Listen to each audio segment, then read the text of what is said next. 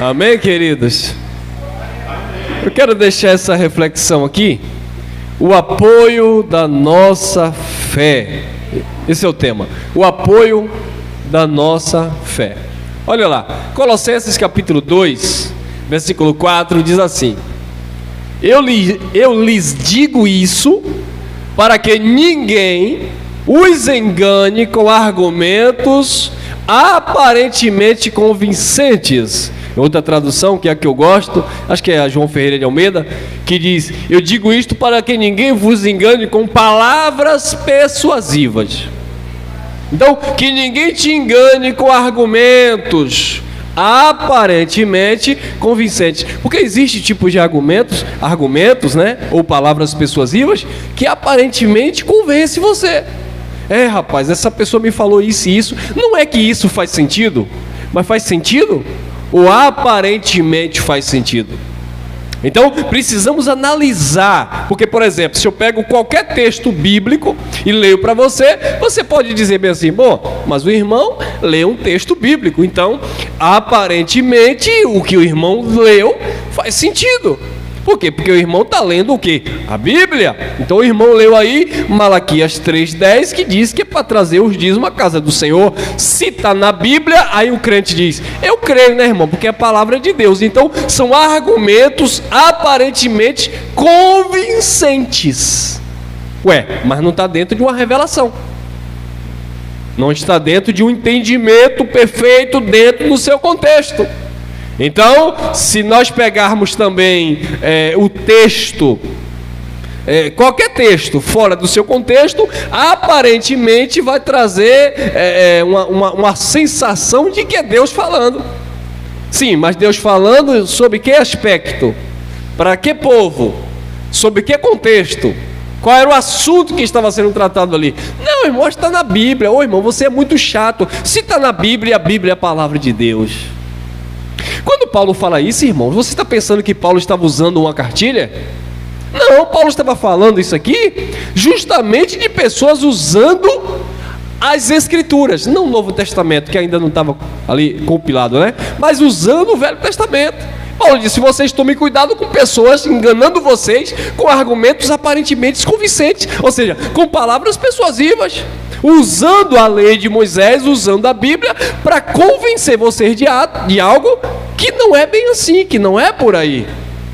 E hoje não é diferente. As pessoas vão pegar a Bíblia e vão ler: olha lá, irmão, em João diz que Jesus é a porta, então eu vou colocar uma porta aqui e nós vamos fazer o culto profético da passagem pelo meio da porta. Aí a pessoa diz assim: faz sentido, porque Jesus é a porta, o pastor colocou uma porta na igreja, eu vou entrar por essa porta aqui que é Jesus. Tome cuidado, porque não é. Digo isso para vocês, e lhe digo isso para que ninguém vos engane. Olha, não é o diabo enganando, não é o demônio enganando, está falando de pessoas, irmão, de homens, de doutrina, de ensinamento, irmãos. É por isso que a religião não aceita, porque eles têm que procurar um bode expiatório. Porque é o inimigo usando. Não é o inimigo usando, não. Muitas vezes é as pessoas que não têm caráter, os líderes que não têm caráter para ensinar como está escrito. Sabe? Falta verdade. Olha aí, versículo 8. Tenham cuidado para que ninguém, mais uma vez, tenham cuidado para que ninguém os escravize a filosofias vãs, enganosas, que se fundamentam em quê? Nas tradições demoníacas, satânicas, é isso? Não, humanas, e nos princípios elementares deste mundo, princípios mundanos. E mais uma vez, princípios elementares deste mundo está falando de tudo da terra. Não está falando de carnaval, de cachaça, de droga. Não! Está falando de toda a base fundamental humana, onde eles pegam e misturam com a Bíblia e dizem assim: é espiritual. Não é. Sabe aquele povo que gosta de espiritualizar tudo? Que acha que tudo tem que pedir a confirmação de Deus e Deus vai dizer para ele o que é certo e o que é errado? Eu quero casar. Eu vou passar 10 anos orando para ver se Jesus me mostra. Quem quer casar é você, não é Jesus. Claro que Deus... irmão, mas Deus não orienta? Claro que Deus orienta.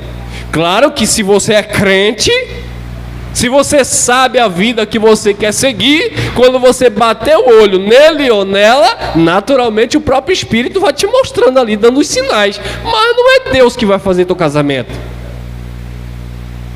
Não é Deus que vai, dormir com você. São as nossas escolhas. Tome cuidado.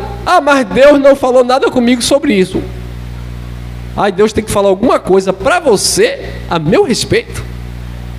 Irmão, se você pegou essa camisa vermelha hoje, mas Deus disse que não era para tu vir com essa camisa hoje. Como assim?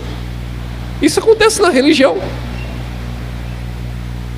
Tome cuidado. As ameaças, querido. Você sabe qual é a diferença de ameaça para exortação? Quem sabe o que é? Exortação bíblica é uma coisa.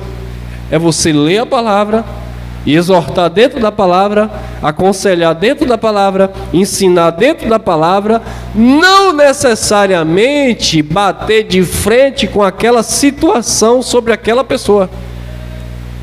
É natural quando você está lendo a palavra, pregando a palavra, aconselhando pela palavra, exortando pela palavra, o próprio Espírito vai conduzindo a nossa mente a pontos específicos, a situações onde eu vejo que ali, naquele campo, naquela área, eu preciso ser transformado, e não esperar um pseudo profeta chegar para mim e dizer: eis que eu te digo, o número do chassi do seu carro. O que é isso, irmão? Tome cuidado com esses argumentos, essas tradições humanas, princípios elementares do mundo, e não em Cristo. Não é de Cristo. Não é de Cristo. É como um famoso que tem aí, que na igreja dele só tem artista. Só tem artista. Todo mundo que é cantor, jogador, vai tudo para lá. E o camarada do nada inventa umas profetadas. Você tem alguém na família chamado Mateus? Deus me mostrou Mateus na sua vida. A pessoa olha e fala: não tem ninguém na minha... Chama Mateus? Não conheço. Então aí abre aí Mateus capítulo 1, versículo 23. Peraí, né? E o povo compra essa ideia. Por quê?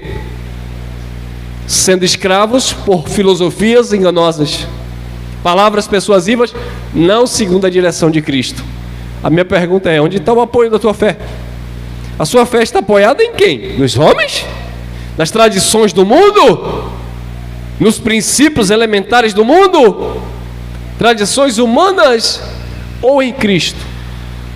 Colossenses 2,18. Não permitam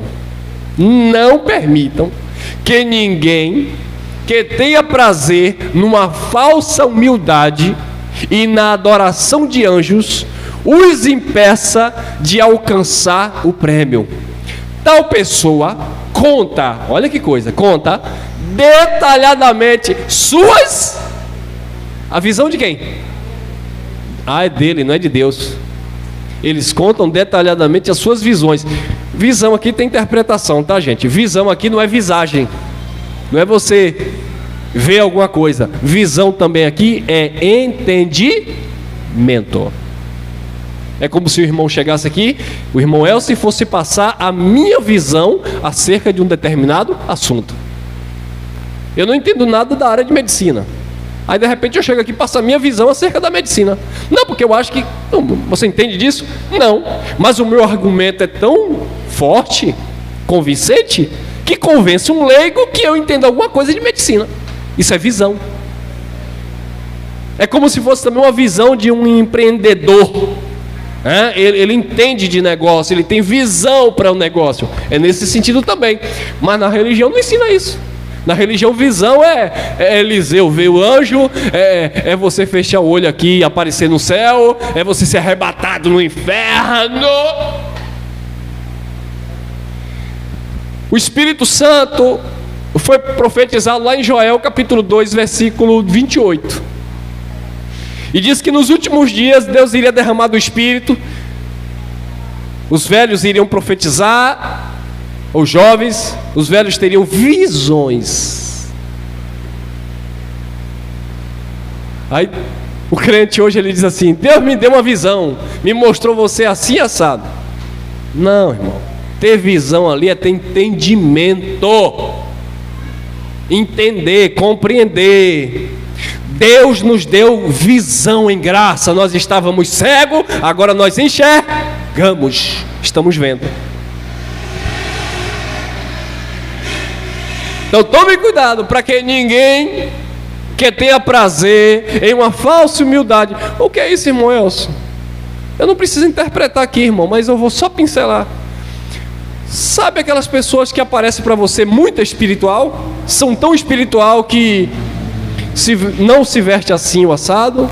O cabelo tem que ser exatamente assim, né? Sem detalhes, mas tem que ser penteado assim, ou cocôzinho, tal e tal. O homem tem que se vestir assim. Um pregador desse aí com sapato vermelho, que coisa estranha. O homem de Deus tem que estar com sapato, né? Preto, vernizado, de preferência com a lista vermelha assim, para mostrar que é fogo puro, ou amarelo, sei lá. Então, essa é a visão do sistema religioso. Como assim, o irmão está de calça jeans? Calça jeans é do diabo. O crente veste calça social. E tu sabe de quem é a loja, de quem fez a calça social? Não, eu não como aquela acarajé, porque aquela acarajé foi consagrada aos demônios. Eu como daquela irmã, que aquela irmã ali é crente. O acarajé dela é abençoado, mas dela não. Ué, mas no mesmo lugar que aquela ali comprou material, a crente também foi lá e comprou material. E tu sabe quem é o dono da loja? A falsa humildade, adoração aos anjos. É um tal de ver anjo em tudo quanto é canto. E o tema é esse: o apoio da tua fé, o apoio da nossa fé. Em que a sua fé está fundamentada nessas coisas? Você já parou para analisar que só esses homens vê anjo? É um anjo aqui, é um anjo com espada de fogo ali, e o povo fica preso. Ei, irmão, eu vou para aquela igreja. Por quê? Aquela igreja ali, Deus revela. Revela? Não. Lá Deus não revela nada. Lá o homem está ocultando tudo e dizendo que é Deus que está revelando daquela forma. Mas lá tem um anjo, irmão, que ministra no meio lá do povo. Que anjo? Tem sim. Um anjo que está liderando, que é rebelde. Como diz em Apocalipse: ao anjo da igreja tal, ao anjo da igreja de Éfeso, ao anjo da igreja de Tiatira, ao anjo da igreja de Pérgamo. Anjos ali eram os líderes que fechavam a porta, não deixavam a palavra entrar. Enquanto 3:20 lá em Apocalipse, Jesus estava na porta querendo entrar, mas o anjo da igreja trancou a porta e disse: a palavra aqui não entra, aqui ele não manda. Aí Jesus disse: se alguém aí dentro ouvir minha voz, eu vou entrar. Mas entrar onde? Na igreja que estava com a porta fechada? Não, no coração daquele que abriu a mente, ouviu a voz, e ele vai cear, dar o alimento da vida, a palavra. Não permitam que ninguém que tenha prazer numa falsa humildade, mas aquela pessoa, um homem muito humilde, irmão. Humildade não é você ser manso, sabe? Humildade não é você ser manso. Eu trabalhei em uma fazenda com o pessoal uma vez. Eu era molequezinho, novinho, 14 anos. Eu trabalhava numa fazenda e tinha uma mula. Quem sabe o que é mula? É mula que chama, né? É o burro e a mula. Tinha uma mula lá, o cavalo, né? A mula. Só que essa mula era muito mansa. Todo mundo confiava nessa mula. E tinha outra que era arisca, brava. Você montava e ela saia acelerada. Só que eu fui descobrindo uma coisa no trabalho: a arisca, ela não deixava você montar. Aí dava coice e pulava e tal. Mas quando você montava, ela te obedecia e corria, parava no tempo certo. A outra que era mansinha, que você fazia carinho nas orelhas, na boca, no queixo da mula, do nada ela dava um revertério, minha irmã, e dava cada patada e pegava as pessoas que não estavam esperando.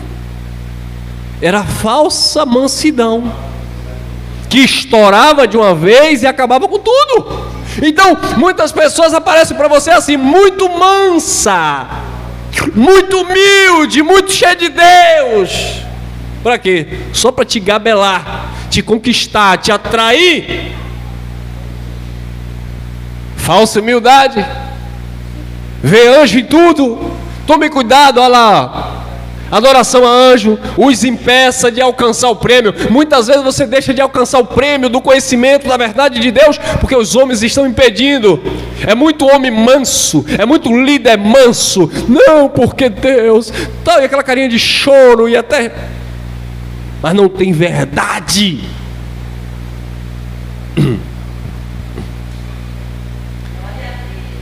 Eu já vi muitas coisas, já conversei com muitos líderes, já presenciei muita falsidade. Aqui é uma coisa, mas na conversa particular, não, mas é porque isso aqui eles não podem saber, não. Estou falando de Bíblia. Como assim? Mas você está ali pregando, orando, dizendo que Deus revela, que Deus mostra, aí você sabe disso, mas não conta para a igreja? Não, é porque a igreja não está preparada. E quando é que a igreja vai estar preparada se você não prepara a igreja? Quer dizer, eu tenho uma informação de Deus, eu fico para mim, e eu julgo que os irmãos não podem me entender aqui na gravação, não podem entender aqui, então eu não vou contar para vocês. Irmão, eu sei que dízimo não é dinheiro, mas a igreja não está preparada para isso. Irmão, eu sei que nós somos santificados, não é pelo jejum, eu sei disso, irmão. Mas a igreja, irmão, a tradição ensinou que o jejum santifica, então a igreja não está preparada para isso. E quando é que tu vai preparar, irmão? Por que você não ensina para a igreja se preparar? Paulo disse em Gálatas, capítulo 4, versículo 19: eu sinto dores de parto até que Cristo seja formado em vocês. Como Cristo vai ser formado nas pessoas se não há ensinamento? Aí as pessoas não conquistam o prêmio. Tal pessoa conta detalhadamente suas visões e sua mente carnal o torna orgulhosa. Visão humana carnal, e essa pessoa se torna orgulhosa. Não porque eu sou profeta, porque eu sou homem de Deus na sua vida. Aí diminui os irmãos, despreza os irmãos, e ele se coloca aqui, ó. Mas você sabia que tem crente que não gosta dessa verdade? Irmão, mas a gente tem que respeitar o líder. Eu não estou dizendo que tem que desrespeitar, não. Tem que respeitar. Mas respeitar na verdade, não na mentira. 23, 2 Colossenses 23. Essas regras tem de fato a aparência de sabedoria com sua pretensa religiosidade. Olha aí, tudo é religiosidade, tudo é misticismo. Não, porque a água está orada, o pão da padaria está consagrado, o suco do mercado agora é santo. Religiosidade, Jesus não ensinou nada disso. O altar que é santo só passa ungido, e se alguém passar correndo aqui, ele ameaça logo: cuidado, você viu aquele homem que tocou na arca e foi fulminado, aqui é lugar santo. Tem lugar aí que ninguém pega lá, toca lá no instrumento do levita. Ninguém ousa a tocar em alguma coisa relacionado lá ao chamado altar, porque eles dizem que é muito santo. Uma coisa é ter cuidado com as coisas, não achar e santificar aquilo como se aquilo fosse algo espiritual. Não tem valor algum para refrear os impulsos da carne. Ou seja, não muda nada, não muda a natureza, não converte, essas coisas não convertem ninguém. Mas onde está a tua fé? 1 Coríntios 2,4.